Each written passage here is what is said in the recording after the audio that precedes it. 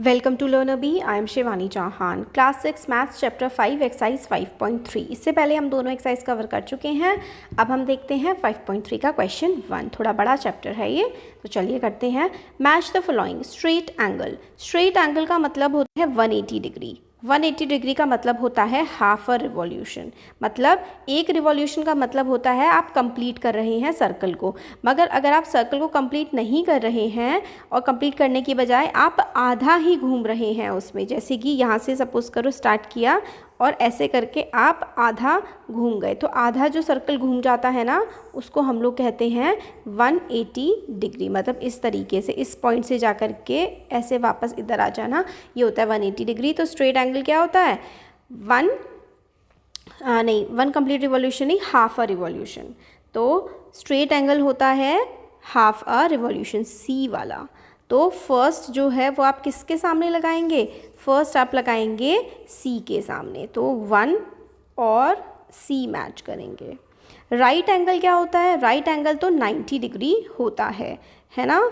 तो 90 डिग्री आप लोग कैसे बनाते हैं? 90 डिग्री होता है 1/4 ऑफ अ रिवॉल्यूशन, यानी कि राइट एंगल होता है 1/4 ऑफ अ रिवॉल्यूशन। देखो, अगर मैं एक सर्कल बनाऊँ इस तरीके से और इस सर्कल को ना मैं 4 भागों में बांट दूँ, ठीक है। मैंने क्या किया, एक सर्कल बनाया और उस सर्कल को मैंने 4 पार्ट्स में डिवाइड कर दिया, ठीक है। तो आपका क्या होगा इसमें? Half a revolution. मतलब यहाँ से ऐसे करके चल करके जाएंगे, यहाँ तक पहुँचेंगे तो हाफ अ रिवॉल्यूशन, यानी कि 180 डिग्री। तो 180 डिग्री होता है हाफ अ रिवॉल्यूशन, ठीक है। राइट एंगल जो होता है वो 1/4 ऑफ अ रिवॉल्यूशन। मतलब ये देखो, राइट एंगल ऐसे करके बनता है ना, ये देखो 90 डिग्री बन रहा है, 90 डिग्री। तो 1/4 यानी कि 4 में से एक पार्ट, तो 1/4 ऑफ अ रिवॉल्यूशन जो है वो होता है 90 डिग्री। एक्यूट एंगल क्या होता है? एक्यूट एंगल जो 90 से भी कम होता है, 90 से भी जो छोटा होता है ना, वो होते हैं एक्यूट एंगल। तो एक्यूट एंगल क्या होंगे? Less than 1/4 of a revolution. तो acute angle less than 1/4 of a revolution, यानी कि जो थर्ड होगा इसका वो ए वाले से मैच करेगा, थर्ड ए से मैच करेगा। ऑब्ट्यूज, ऑब्ट्यूज क्या होगा? ऑब्ट्यूज जो है वो 90 डिग्री से तो बड़ा होता है और 180 से छोटा होता है, यानी कि 90 से 180 डिग्री के बीच वाला जो होता है वो होता है ऑब्ट्यूज, यानी कि 1/4 से तो ज़्यादा और हाफ ऑफ अ रिवॉल्यूशन से कम। तो 1/4 और हाफ के बीच वाला जो होता है वो हमारा ऑब्ट्यूज, 1/4 से लेकर के हाफ वाला जो हमारा आता है वो होता है ऑब्ट्यूज एंगल, ठीक है। रिफ्लेक्स एंगल, रिफ्लेक्स एंगल जो होता है उसको हम लोग बोलते हैं कंप्लीट रिवॉल्यूशन। हमने देखो 1/4 भी देख लिया क्या होता है ना।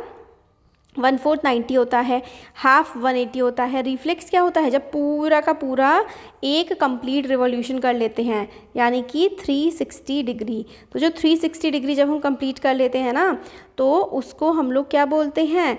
1 कंप्लीट रिवॉल्यूशन। तो 360 डिग्री होता है 1 कंप्लीट रिवॉल्यूशन।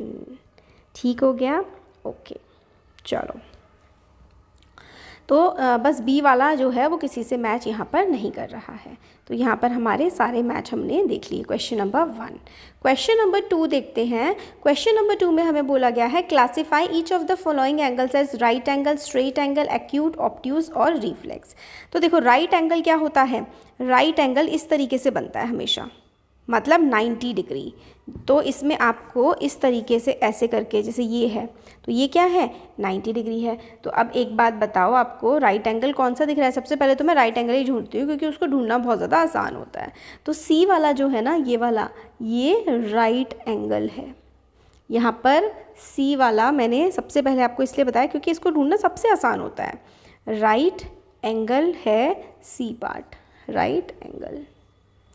अब ए पार्ट, ये देखो एक ना छोटा सा एंगल बन रहा है। अब मैं इस तरीके से ना आपको सारे एक बार एंगल बना के दिखाती हूँ। अगर इस ऐसे करके आ रहा है तो ये है 90 डिग्री। 90 डिग्री होता है राइट एंगल। 90 डिग्री से कोई भी छोटा है, ठीक है, 90 डिग्री से कम जो भी एंगल बन रहा है वो हमारा होगा क्या? Acute angle. 90 डिग्री से जो भी छोटा बन रहा है वो एक्यूट एंगल होगा। तो स्ट्रेट से छोटा, और उसका जो एरिया होगा ना वो काफ़ी छोटा सा होगा। जैसे कि फर्स्ट वाला एक एक्यूट एंगल है, क्योंकि इसका एरिया देखो ना 90 डिग्री इतने सारा एरिया कवर करता है, कितना थोड़ा सा एरिया कवर कर रहा है। तो जो फर्स्ट वाला है हमारा, जो ए पार्ट है वो है हमारा एक्यूट, ए वाला हमारा एक्यूट एंगल है। तो जो छोटा सा एरिया कवर करता है क्योंकि वो 90 डिग्री से छोटा एंगल होता है। नेक्स्ट देखो ये 90 डिग्री से बड़ा है, कैसे, यहाँ तक 90 डिग्री आता है, और 90 डिग्री से जो आगे, 90 डिग्री से भी जो आगे चले जाते हैं ना वो होते हैं हमारे ऑब्ट्यूज। 90 डिग्री से जो बड़े एंगल बन जाते हैं उनको हम लोग ऑब्ट्यूज एंगल बोलते हैं। तो मैं यहाँ पे बी वाला पे लिख देती हूँ कि भाई ये तो ऑब्ट्यूज एंगल है। तो बी क्या हो गया मेरा, बी है हमारा ऑब्ट्यूज। आप ई वाले पे ऑब्ट्यूज लिखते हैं कि ये ऑब्ट्यूज एंगल है। अब डी वाला देखो, जिसमें भी इस तरीके से नीचे से ऐसे करके घूम करके जा रहा है ना, तो ये ना रिफ्लेक्स होता है, यानी कि ये 180 डिग्री से भी बड़ा होता है। तो डी वाला है हमारा रिफ्लेक्स, जो 180 डिग्री से भी बड़ा होता है। 180 डिग्री हमारा ऐसे करके इतने पे ख़त्म हो जाता है, और ये देखो ऐसे इतने पे ख़त्म हो जाता है 180, और ये 180 से भी आगे जा रहा है। तो जो 180 से भी बड़ा होता है वो रिफ्लेक्स एंगल होता है। फिर देखो ये वाला जो है ये पूरा का पूरा ई वाला ये स्ट्रेट लाइन है। स्ट्रेट लाइन यानी कि 180 डिग्री, स्ट्रेट एंगल्स 180 डिग्री ही स्ट्रेट एंगल होता है।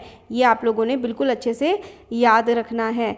तो बी और यहाँ पे हम डी बना देते हैं। डी जो है वो रिफ्लेक्स एंगल है, आप लिख लीजिए रिफ्लेक्स एंगल। तो रिफ्लेक्स एंगल मैं इसमें शो करूं तो ये ऐसे करके नीचे पूरा मतलब बड़ा करके जाता है, 180 से बड़ा होता है। राइट एंगल ये होता है, फिर उसके बाद स्ट्रेट जो पूरा 180 ऊपर पूरा ऐसे करके कवर करता है वो हमारा स्ट्रेट एंगल होता है 180।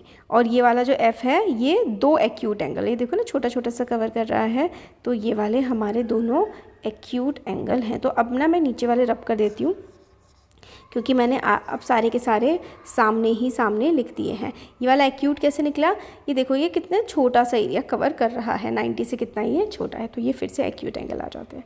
ये हमारी छोटी सी एक्सरसाइज थी, कंप्लीट हो गई। Thank you so much.